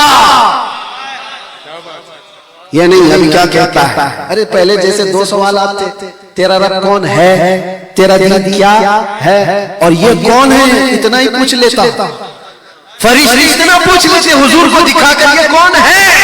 ارے وہاں اچھے بڑے بڑے رمضان بھی مان لیں گے وہ جلجل کو دیکھ دیکھ کر، لیکن فرشتوں کو اس سے مطلب نہیں، اب کیا کہتا ہے اس سے مطلب نہیں ہے، یہ بتا پہلے کیا کہتا تھا، زندگی میں کیا کہتا تھا وہ مطلب ہے۔ اسی لیے حضور پاک صلی اللہ تعالیٰ علیہ وسلم کو دیکھ کر اس وقت سب کو پہچان لیں گے یہ کون ہے، لیکن فرشتوں کو اس جواب سے مطلب نہیں۔ اگر اس وقت فرشتے یہ پوچھتے یہ کون ہے تو جواب دیتا یہ اللہ کے رسول ہیں، نہیں، فرشتے کہتے بتا تو دنیا میں کیا کہتا تھا ان کے بارے میں، یہی سوال ہے جو ہماری پوری سنیت کو کھڑا کیا ہوا ہے. عاشق رسول تڑپ کر کہے گا اے فرشتوں یہ کون ہے تم پوچھ رہے ہو یا یہ پوچھ رہے ہو ان کے بارے میں کیا کہتا تھا؟ تو میں تو یہ کہتا تھا سرور کہو کہ مالک و مولا کہو تجھے, باغ خلیل کا گل زیبا کہو تجھے, اللہ رے تیرے جسم منور کی تابش اے جانے جامع جانے تجلا کہو تجھے, تیرے تو وصف عیب تناہی سے ہیں بری, حیران ہوں میرے شاہ میں کیا کیا کہو تجھے, لیکن رضا نے خانے سخنی سے کر دیا خالق کا بندہ خلق کا آقا کہوں تجھے. فرشتوں مجھ سے پوچھتے ہو میں دنیا میں کیا کہتا تھا, تو میں یہ کہتا تھا سب سے اعلیٰ و اولا ہمارا نبی, سب سے بالا و اعلیٰ بجھ گئی جس کے آگے سبھی مشعلیں, شمع وہ لے کر آئے ہمارا نبی. فرشتوں میں یہ کہتا تھا حضور کے بارے میں خلق سے اولیاء, اولیاء سے رسل, اور رسولوں سے ہمارا نبی. ملک کونین میں انبیاء تاجدار, تاجداروں کا آقا ہمارا نبی, جس کے تلووں کا دھون ہے وہ جانے مسیحا ہمارا نبی. اے فرشتوں دنیا میں میں یہ کہتا تھا کون دیتا ہے دینے کو منہ چاہیے, دینے والا ہے سچا ہمارا نبی. دنیا میں میں یہ کہتا تھا اے فرشتوں میں دنیا میں یہ کہتا تھا جس طرح اٹھ گئی دم میں دم آ گیا اس نگاہ عنایت پہ لاکھوں سلام. میں دنیا میں ان کے بارے میں یہ کہتا تھا ہاتھ جسم تو اٹھا غنی کر دیا موجے بحر سماحت پہ لاکھوں سلام. میں دنیا میں ان کے بارے میں یہ کہتا تھا جس کے ماتھے شفاعت کا صحرا رہا اس جبین سعادت پہ لاکھوں سلام. سنیو تمہارے خزانے میں کسی چیز کی کمی نہیں ہے, جب حضور کے بارے میں پوچھا جائے گا تو بتانا ہی ہے, ختم نہ ہو اتنے تذکرے ہیں. بلکہ میں تو کبھی فخر سے یہ کہتا ہوں فرشتے جب یہ پوچھیں گے قبر میں کیا کہتا تھا, ہم یہ کہیں گے اب تو پائے ناز سے اے فرشتوں کیوں اٹھوں, مر کے پہنچاؤں یہاں اس دل ربا کے واسطے, مر کے پہنچا ہوں یہاں اس دل ربا کے واسطے. حضور کو دیکھنے کے لیے مرنا پڑا. بس میری گفتگو آج کی ختم ہے. وہ جو نہ تھے تو اور وہ جو نہ ہو تو اس بات کو لے کر کے چلو پوری زندگی میں, اور اپنے بچوں کو اگر کوئی صحیح چیز دے سکتے ہو دنیا میں تو ٹوائز کا گفٹ نہیں, اور بڑے بڑے گھر جائیداد کا گفٹ نہیں. میں نے دیکھا ہے ابھی 2 دن پہلے کی بات میں آپ کو بتاؤں, میرے پاس ایک صاحب آئے, کروڑوں کی جائیداد اور 3 بیٹے جس میں سے 2 بیٹے باپ پر کیس کیے ہوئے. ہاں وہ باپ نے جیسے جائیداد کمائی میں جانتا ہوں بہت بڑی جائیداد کا مالک ہے, کروڑوں نہیں اربوں کا, اور بٹوارا ہو رہا ہے, اور اس میں 3 بیٹوں کو باپ نے بانٹ کے بھی دیا. ایک بیٹے کے حصے میں نہیں جانتا 100 کروڑ سے بھی زیادہ کی جائیداد آئی. اس کے باوجود تھوڑی سی انہونی کیا ہوئی, باپ کو کورٹ میں گھسیٹ لیا. ایک اور کیس 1 مہینے پہلے, ایک باپ پیشاب کی تھیلی لگایا ہوا ہے اور ڈائلیسس بھی اس کا, ڈائلیسس سے 2.5 سال سے جوجھ رہا ہے, اور پیشاب کی تھیلی لے کر کے وہ موجود ہے. 5 بیٹے اور 3 بیٹیاں کچھ ہیں. یہ مسئلہ ہمارے پاس بھی آیا, اور باپ مرنے کے قریب ہے, کروڑوں کی جائیداد اس کی بھی ہے. 2 بیٹیاں اور 1 بیٹا مل کر کے باپ کو کورٹ لے کے گئے رجسٹریشن کے لیے. وہ پیشاب کی تھیلی پکڑ کے کورٹ میں گھوم رہا ہے رجسٹرار کے پاس کہ اس بیٹے کو اتنا لکھوانا, اس بیٹے کو. باپ کی ہمت دیکھ کر کے بعد میں پتا چلا کہ مجبوراً اس کو ٹارچر کر کے بیٹے لے کر کے گئے. ابھی کیا سوال کر کے دو, مر جاؤ گے کل تو پھر جھگڑے ہو جائیں گے. پیشاب کی تھیلی پکڑا ہوا اپنے بیٹوں کی جائیداد لکھوانے کی گھوم رہا ہے. میں یہ بات کہنا چاہتا ہوں تم جتنا بھی دے دو دنیا کی جائیدادیں اولاد کبھی خوش نہیں ہو سکتی. اگر سب سے بڑا گفٹ کچھ دے سکتے ہو عشق مصطفیٰ کی دولت دے. ایک بار اپنے نبی پاک کی محبت ان کے سینے میں ڈالو, پھر دنیا کچھ بھی نہ دو, تمہارے بستر پر سونے کے وقت بھی یہ تمہاری اولاد سر جھکا کر تمہارے سامنے کھڑی رہے گی. تم اللہ کے نبی کی محبت ان کے سینے میں ڈالو، اللہ تعالیٰ تمہاری محبت ان کے دلوں میں ڈالتا ہے۔ اللہ کریم کہنے سننے سے زیادہ عمل کی توفیق عطا فرمائے، اور رب تبارک و تعالیٰ اس جلسے پاک کو ہمارے لیے نجات کا ذریعہ بنائے، اور حضور غازی ملت، حضور تاج العلماء، ان تمام بزرگوں کا سایہ دراز فرمائے، ان کے لبہائے ناز سے نکلے ہوئے الفاظ سے امت کو اللہ نفع عطا فرمائے۔ وآخر دعوانا الحمدللہ رب العالمین۔ السلام علیکم۔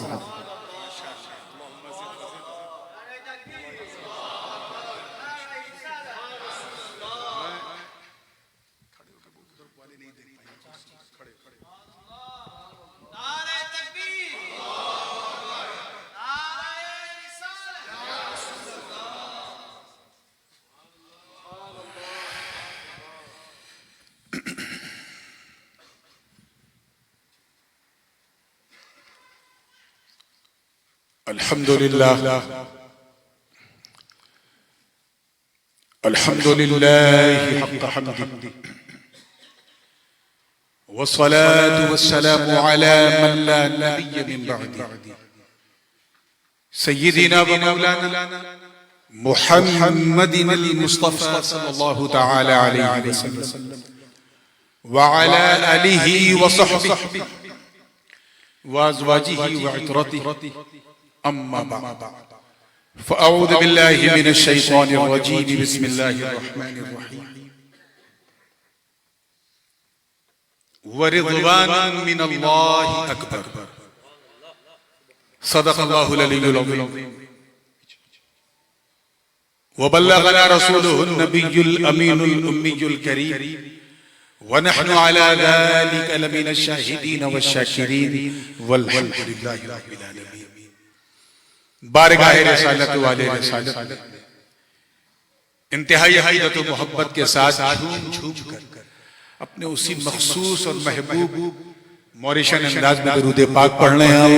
اللہم صلی علی سیدنا محمد وعلی آل سیدنا محمد وبارک۔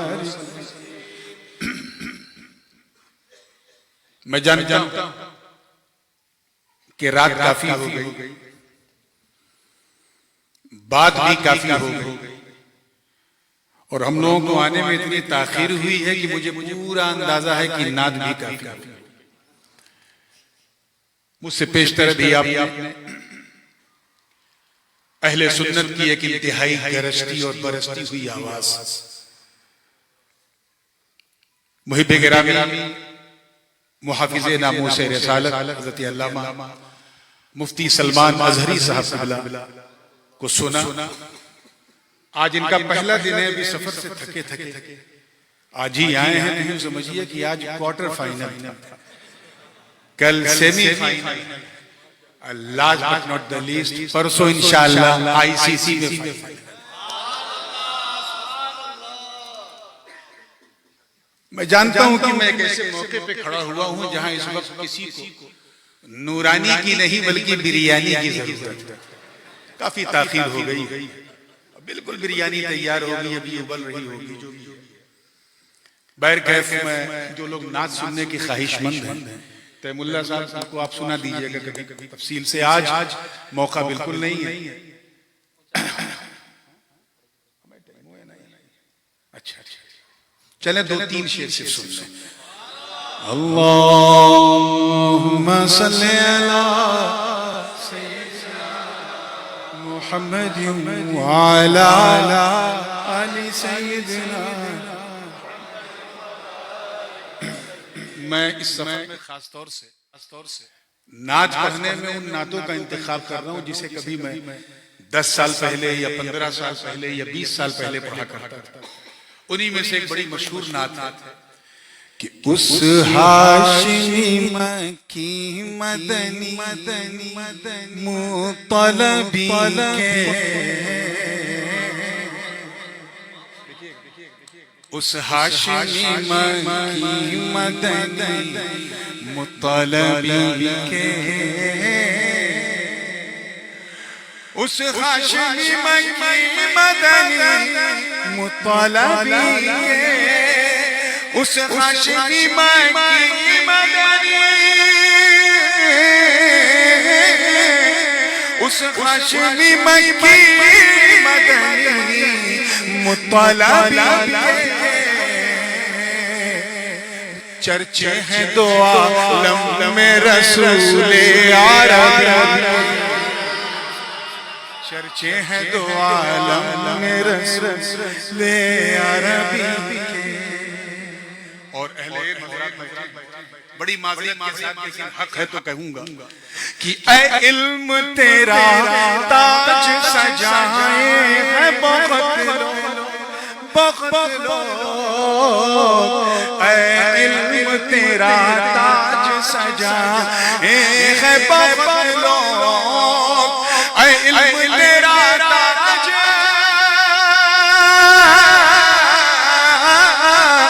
اے علم تیرا تاج سجائے ہے بہت لوگ چوم لے قدموں کو تو امی لقبی کے چوم لے قدموں کو تو امی لقبی کے اور یہ شعر مجھے اس وقت بہت یاد آیا جب ہمارے پڑوسی ملک سے ایک بھونکنے والی آواز نے یہ بھونکا اور حضور کی امیت ہی کو غلط سمجھ گیا اتنا بڑا جاہل تھا چوم لے قدموں کو تو امی لقبی کے چوم لے قدموں کو تو امی لقبی کے مدینہ پاک کی حاضری اللہ پاک ہم سب کو نصیب فرمائے آداب کا عالم یہ ہے کہ شاعر کو یہ کہنا پڑا کہ ادب کا ہیست زیر آسمان از عرش نزدر نفس گم کر دمی آیت جنید و بایزید کہ آسمان کے نیچے ایک ایسی ادبگاہ ہے ایک ایسی بارگاہ ہے کہ یہاں نے وقت کے جنید اور بایزید سانس روک کر حاضر ہوتے ہیں کہ کہیں سانسوں کی آواز سے حضور کے مزاج لطیف کو تکلیف نہ پہنچے تو ہما شما کی کیا ہے میں نے اسی خیال سے فائدہ اٹھایا ہے اور پوری توجہ کے ساتھ دیکھیے گا کہ چوم لے قدموں کو تو امی لقبی کے چوم لے قدموں کو تو امی لقبی توجہ ہے نا کہ دیوانہ نہ بن ہوش میں آ ان کے حرم میں دیوانہ نہ بن ہوش میں آ ان کے حرم میں دیوانہ نہ بن ہوش میں دیوانہ نہ بن ہوش میں آ ان کے حرم میں امکان ہزاروں ہے وہاں بے ادبی کے امکان ہزاروں ہے وہاں بے ادبی اشعار بہت ہیں وقت کم ہے مختصمات کرنے تحدیث نعمت کے طور پہ عرض کیا ہے کہ تم حشر کے میدان کی پرواہ نہ کرو تم حشر کے میدان کی پرواہ نہ کرو نور تم حشر کے میدان کی تم حشر کے میدان کی پرواہ نہ کرو بیٹے ہو مقدر سے جو عالی نسبی کے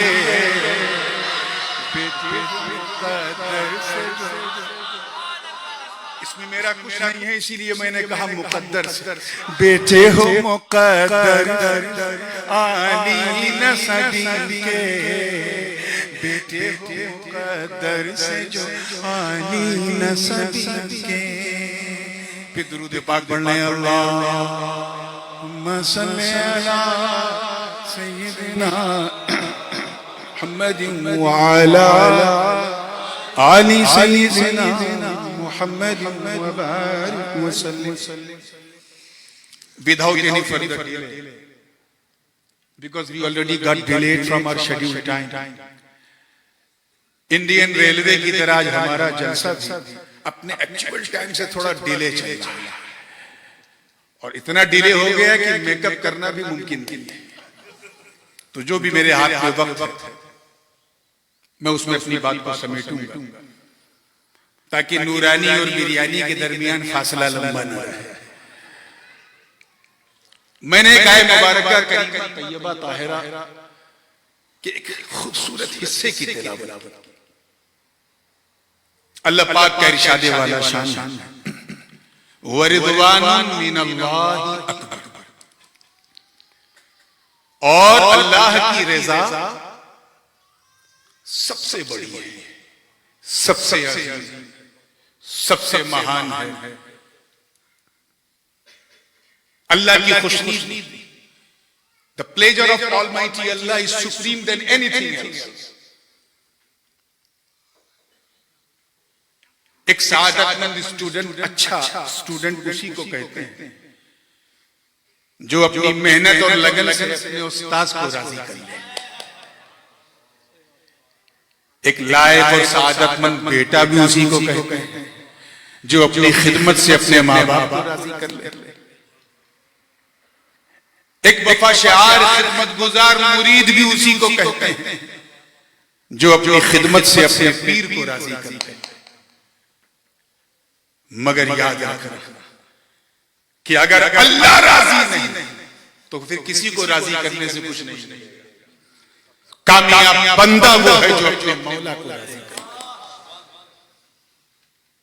ہم سب یہاں اسی مقصد کے لیے آئے ہیں کہ بس کچھ ایسا کرتے رہے کہ اللہ راضی. ورنہ موریشس کے ماحول میں 10:30 بجے رات کو کھچا کھچ بیٹھ کے کوئی سنے اور وہ بھی خالی پیٹ، یہ ممکن نہیں ہے. صرف اس لیے ہے تاکہ اللہ راضی ہو جائے. حضور والد گرامی غازی ملت تشریف فرما، ان کی مجلسی گفتگو جو میں نے برطانیہ میں، کینیڈا میں یا دوسرے ملکوں میں خاص کر جہاں اہتمام ہوتا ہے محفلوں کا، جو سنی ہے بس اسی سے کچھ فیض آپ تک پہنچانے کی کوشش کروں گا.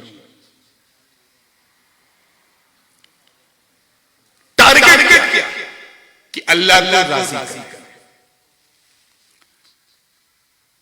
ظاہر سی بات ہے جب ہم یہ جانتے ہیں کہ ہم اللہ کو راضی کرنے آئے ہیں اور اسی میں ہماری کامیابی ہے تو یہ کتنا ضروری ہے کہ ہم یہ جان جائیں کہ آخر یہ راضی ہونے کا مطلب کیا ہے. تو یاد رکھنا مسلمان، ہر وہ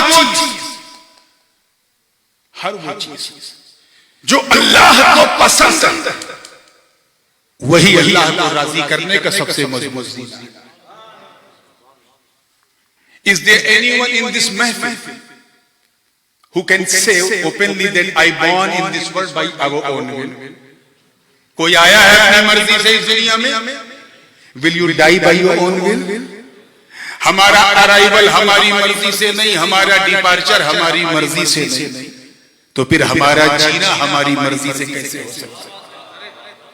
تو if you want to please Almighty Allah, then you have to stay in this world under the will of Allah. جو اسے پسند ہے وہ کرو، جو ناپسند ہے وہ مت کرو. اسی میں ہماری کامیابی ہے. اب میری مرضی تو آپ آسانی سے جان سکتے ہیں without any problem. If you want to please me, then you have to come towards me and ask directly, oh Nurani Mian, tomorrow I'm giving you a lunch dawah, what you gonna have? I will tell him, okay, if you want to please me, then please cook the food according to my life. میں اسی کھانے سے خوش ہوں گا جو میرے پسند ہے. میں اس کے گھر پہنچا، بہترین کھانا اس نے لگایا، مٹن بھی، چکن بھی، قورمہ بھی، بریانی. اب ادھر بریانی ادھر نورانی. دیکھا تو ہو گئی پریشانی. ایسا نہیں کہ کھانا اچھا نہیں تھا، ایکسٹراڈینری delicious, but I couldn't satisfy. Why? Because the food wasn't cooked according to my desire. کھانا میری پسند کے مطابق نہیں تھا. کیا سمجھے اس سے؟ بلا تشبیہ، توجہ چاہوں گا، بلا تشبیہ. جس طرح مہمان کو راضی کرنے کے لیے مہمان کی پسند جاننا ضروری ہے، ایسے ہی رحمان کو راضی کرنے کے لیے رحمان کی پسند جاننا ضروری ہے. میری پسند تو یوں کہنا ڈائریکٹ اس سے پوچھ سکتے ہو. ایشو یہاں پر ہے کہ ہم اللہ کی پسند کیسے جانیں. How could you recognize the will of Allah? What does Allah subhanahu wa ta'ala like when you don't have a direct connection with Allah? وہ اننت ہے، ہمارا انت ہے. وہ اسیمت ہے، ہم سیمت ہیں. وہ نیراکار ہے، ہمارا آکار ہے. وہ بنانے والا، ہم بننے والے. وہ کھلانے والا، ہم کھانے والے. وہ ہم محدود ہیں، وہ لامحدود ہے. ہم لمیٹڈ ہیں، وہ انلیمیٹڈ ہے. وہ احد ہے، صمد ہے، لم یلد ہے ولم یولد ہے ولم یکن لہ کفوا احد. اور ہماری پوری لائف سٹائل ہی فیملی کے ساتھ ہوتی ہے. ہم اس سے کیسے کنیکٹ یاد رکھنا. پوری توجہ میں دیکھ رہا ہوں نوجوان کافی ہیں، اس لیے بیچ بیچ میں تھوڑا تھوڑا انگریزی کا بھی مرچا ڈال رہا ہوں تاکہ جو نہیں بھی سمجھنا چاہتے وہ بھی سمجھ جائیں گے. توجہ ہے نا؟ بات کو بڑی تیزی سے سمیٹ رہا ہوں اور پوری ذمہ داری کے ساتھ کیا ہمارا ڈائریکٹ کنیکشن اللہ سے نہیں. اللہ سبحانہ وتعالی has given us 5 sources of knowledge to recognize the truth. کسی چیز اللہ نے ہمیں 5 اندریاں ہوا سے خمسہ 5 ایسی طاقتیں جس کے ذریعے ہم کسی چیز کو پہچانتے ہیں. For example, if you want to find out about the color of this light, you have to look at the light. یہ آواز مردی کی ہے یا عورت کی ہی ہے یا شی ہے، سنو گے تو پتہ چلے گا. یہ اسمیل جو ہے وہ خوشبو والی ہے کہ بدبو والی ہے، سگندھ ہے کہ درگندھ ہے، سونگا تو پتہ چلا. یہ رنگ نیلا ہے کہ پیلا، دیکھا تو پتہ چلا. یہ مائک کڑا ہے کہ ملائم، ٹھنڈا ہے کہ گرم، چھوا تو پتہ چلا. یہ بریانی لکھنؤ کی ہے کہ مراد آباد کی ہے کہ حیدرآباد کی ہے یا موریشس کی، چکھا تو پتہ چلا. So these are the 5 sources of knowledge to recognize the thing, to identify the thing. مجھے بتاؤ جب تم اللہ کو دیکھ نہیں سکتے، توجہ، سن نہیں سکتے، چھو نہیں سکتے، چکھ نہیں سکتے، ٹچ نہیں کر سکتے، تو اس کی پسند کو کیسے جانیں؟ بات سمجھ میں آ رہی ہے کہ نہیں؟ میں سوچ رہا ہوں ایسے ایگزامپل دے کے آپ کو سنیت آپ کی کلیئر کروں تاکہ آپ بھی سمجھ جائیں کہ سنیت ہے. اسی میں ساری چیز زندگی کے ساتھ دیکھیے، جانو گے کیسے. سیم ایشو ایک میرے مرید کے ساتھ تھا. اس نے مجھے دعوت دی اور یہ چاہا کہ نورانی میاں کے پسند کا کھانا بنا کے کھلاؤں، مگر مسئلہ یہ کہ میرا ٹیلی فون نمبر اس کے پاس نہیں، اس کا میرے پاس نہیں ہے. Not direct connection with me. تھا ہی نہیں تو کیا کرتا، پریشان لیکن کلیور تھا. تو وہ بھاگتا ہوا کس کے پاس جاؤں، کس کے پاس جاؤں. بھائی شمیم تم بتاؤ، امام نور الدین آپ بتاؤ. آپ حضرت کے ساتھ بہت رہتے ہو موریشس میں، کل میرے گھر دعوت ہے، یہ بتاؤ میں حضرت کو کیا پکا کے کھلاؤں. بھائی شمیم نے کہا دیکھو حضرت کو اگر دعوت دینا ہے تو it's very cheap، بہت سستی دعوت. سادی روٹی بنا دو، سادہ چاول بنا دو، سادی دال بنا دو، سادی سبزی بنا دو، سادی روٹی بنا دو. کھانا جتنا سادہ ہوگا دعا اتنی زیادہ. میں اس کے گھر پہنچا اور بالکل تازہ سادہ کھانا دیکھا. کھانا تھا 2 روٹی، کھا لیا 4 روٹی. کیوں؟ Because the food was cooked according to my desire. میری پسند کے مطابق کھانا. میں نے تو نہیں بتایا، مجھ سے تو اس نے میری پسند نہیں پوچھی. آواز آئی اس سے پوچھی جو آپ کے قریب ہے، جو آپ کے. کیونکہ جو قریب ہوتا وہ حبیب ہوتا ہے، اور جو جتنا قریب ہوتا وہ اتنا حبیب ہوتا ہے. بلا تشبیہ مہمان کی پسند اس نے بتایا جو مہمان کے قریب ہے، رحمان کی پسند اس نے بتایا جو رحمان کے قریب ہے.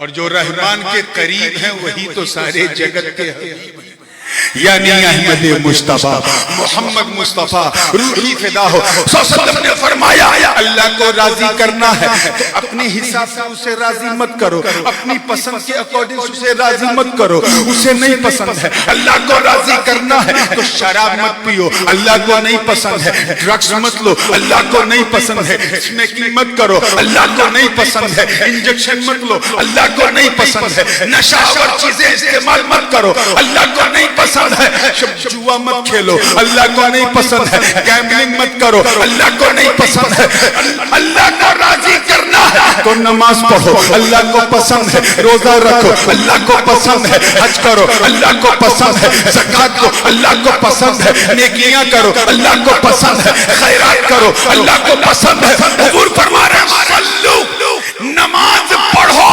لیکن اپنی مرضی سے نہیں، صلو کما رأیتمونی اصلی، جیسے میں نماز پڑھتا ہوں ویسے پڑھو، جب تم ایسے پڑھو گے تو میری سنت بھی ادا ہوگی، مولا کی عبادت بھی ادا ہوگی۔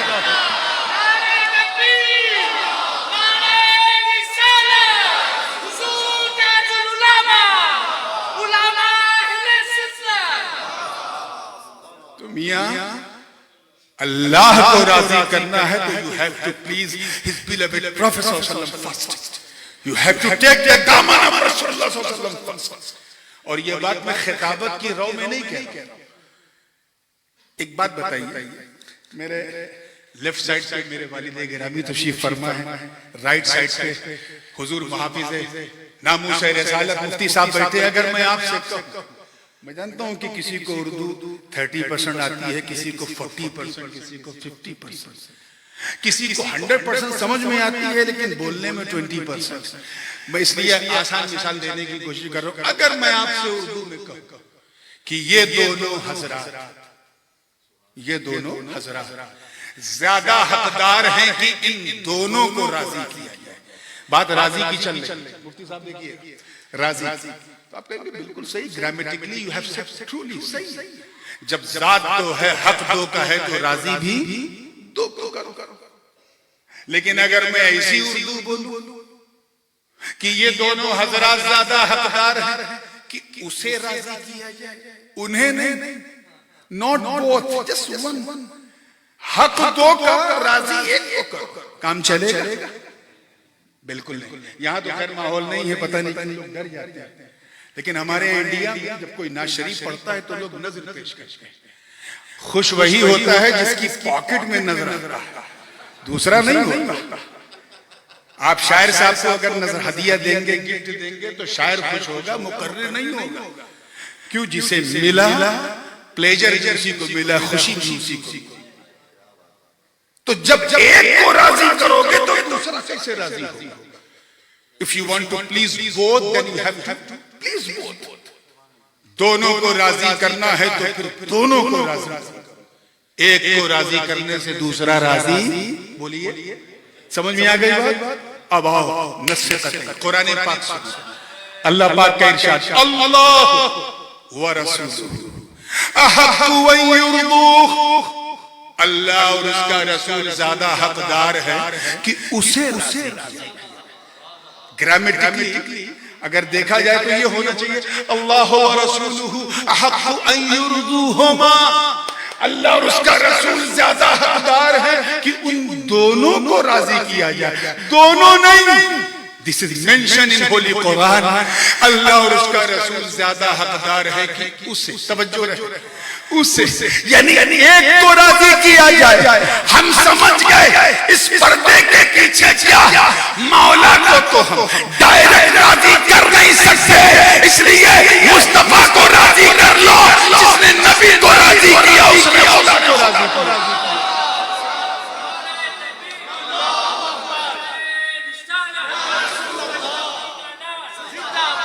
ویسے بھی نو میں مرجع کے قریب جو ضمیر ہو اسی کا اعتبار ہوتا، تو ضمیر بھی جو قریب ہے وہ رسولہ والی، لیکن میں نے سوچا یہ باؤنسر نہ ہو جائے اس لیے یہ مثال نہیں دیا۔ توجہ، تو اللہ کو راضی کرنا تو مصطفیٰ کو راضی کرنا، نبی کو راضی کر کے تو دیکھو، حضور فرما رہے ہیں. اور اس پر میں اپنی بات کو سمیٹ دوں گا کیونکہ اب گھڑی بڑی تیزی سے آگے ہو گئی. اور آج ایک بات اور بھی عرض کرنا تھا. ہم لوگ نکلنے سے پہلے مجھے اندازہ ہو گیا تھا وقت زیادہ ہو گیا ہے اور اسے زیادہ کرنا بھی نہیں ہے. حضرت بھی تھوڑی تھکاوٹ محسوس کر رہے تھے تو میں نے کہا ٹھیک ہے ہم دو جوان ہیں آج آپ کا حصہ پورا کر دیں گے انشاءاللہ. جلسے کے بعد فوراً میری تقریر کے بعد حضرت دعا کریں گے اور اس دعا میں آپ کو جی لگا کے آمین کہنا ہے. بس یہ آخری ایگزامپل دے کے بات کو سمیٹنا ہوں بلکہ سمیٹ چکا. یہ آپ سمجھ چکے کہ اللہ کو راضی کرنا ہے تو نبی کو راضی کرو. نبی کو راضی کرو. حضور فرماتے ہیں احب اللہ لما یغبوکم من نعمہ. اللہ سے محبت کرو اس نعمت کے عوض جو اس نے تمہیں عطا کی.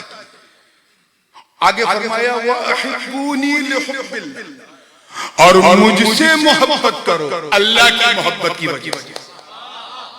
آگے فرمایا وَأَحِبُّوا أَهْلَ بَيْتِي لِحُبِّي اور میرے گھر والوں سے محبت کرو میری محبت کی وجہ سے. Means if you want to love Allah subhanahu wa ta'ala because he has blessed with so many things, this is your right as a slave of Allah. But if you claim that you are loving me, تو سنو اگر مجھے راضی کرنا مجھ سے محبت کرو اللہ کی محبت کی وجہ سے اور اگر مجھ سے محبت کے دعوے دار ہو تو میرے بچوں سے یاد رکھنا.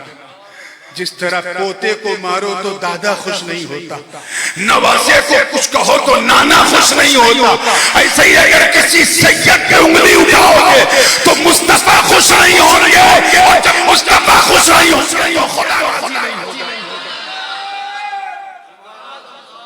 تو کہنے سننے کو بہت تھی, میں اپنی بات کو بس اسی پہ ختم کر رہا ہوں کہ بس try to change your lifestyle.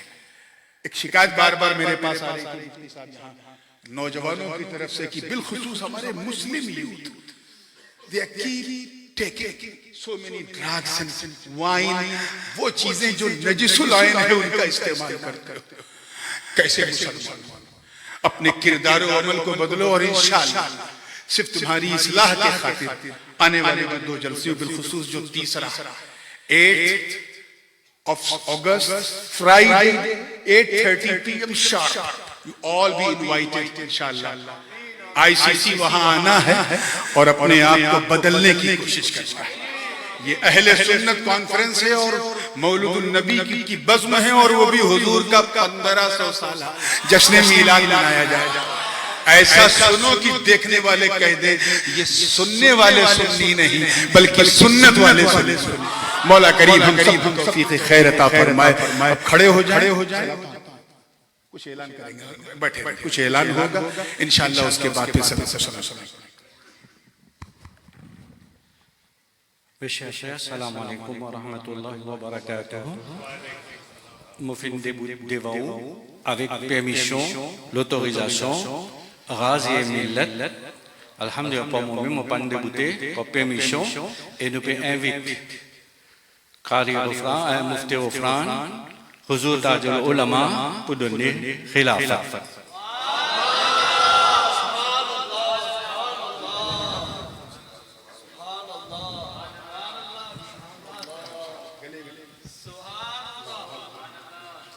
نعرہ تکبیر, نعرہ رسالت, علماء اہل سنت, تاج العلماء, غازی ملت. Sheikh Kalka ina bu prend bayat, lika assisé Hazrat pour expliquer comment on va prendre bayat. C'est qu'il déjà fini Hazrat pour expliquer et pas oublier demain Inch'Allah quand Mona Samim Kodadin, Rosebel, Hazrat pour faire wise et vendredi le 8, important pour tout mon frère Sunnah Jamaat, donne notre présence.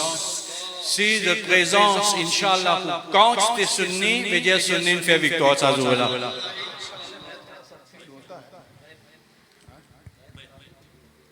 اچھا عزیز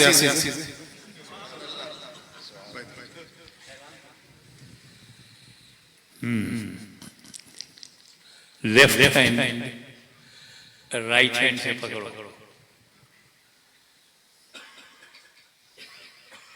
بیت ہونا ہے تو بیت، ورنہ توبہ کی نیت۔ بسم اللہ الرحمن الرحیم۔ لا الہ الا اللہ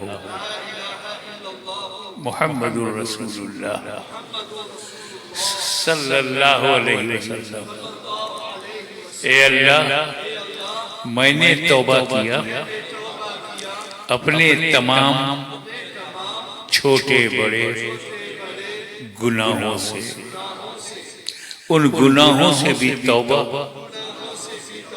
جسے میں نے جان بوجھ کر یا بھول کر کیا، ان گناہوں سے بھی توبہ جسے میں نے اعلانیہ یا چھپا کر کیا۔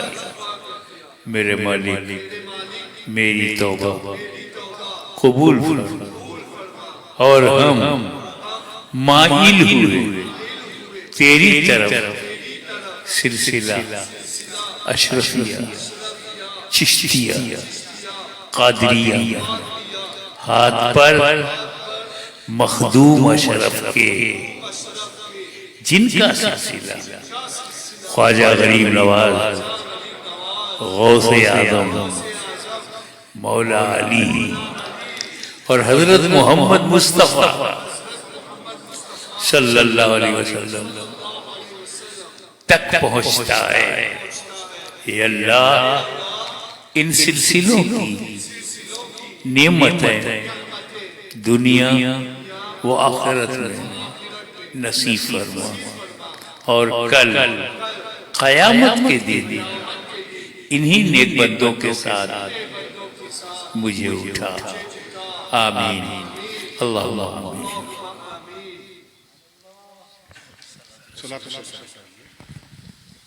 یا نبی سلام علیکہ، یا رسول سلام علیکہ، یا حبیب سلام علیکہ، صلوات اللہ علیکہ۔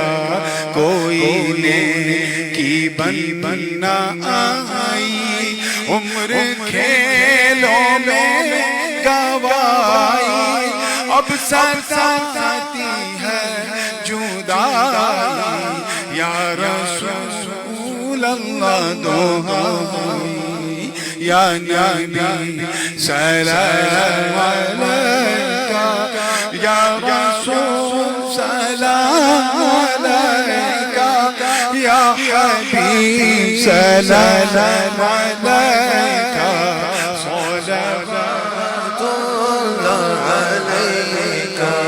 اے میرے مولا کے پیارے، نور کی آنکھوں کے تارے، اب کسے سید پکارے، ہم تمہارے تم ہمارے۔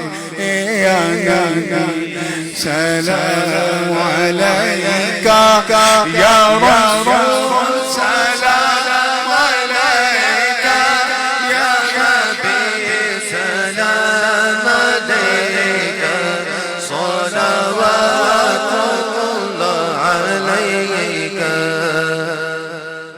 الصلاۃ والسلام علیکہ یا رسول اللہ، الصلاۃ والسلام علیکہ یا نبی اللہ، الصلاۃ والسلام علیکہ یا حبیب اللہ، وعلی آلہ وصحبہ۔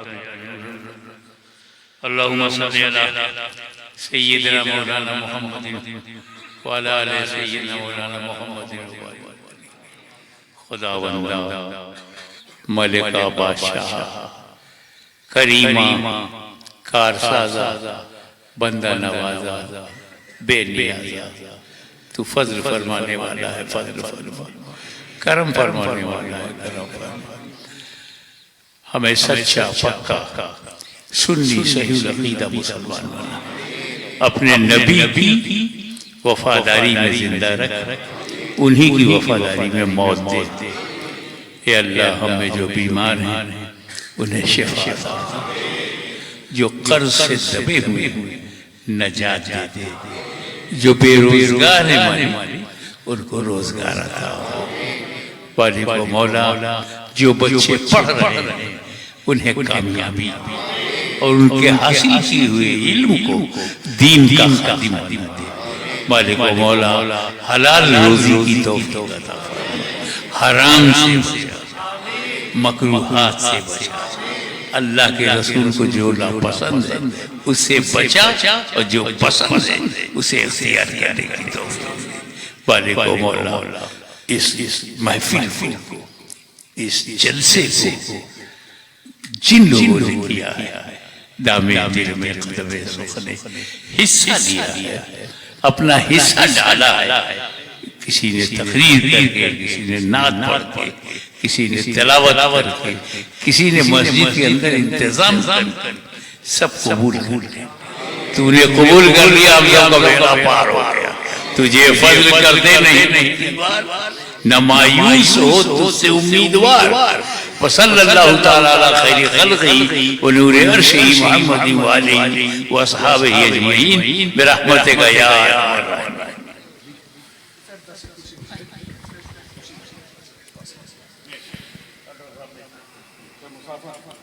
Zotu Doni Plus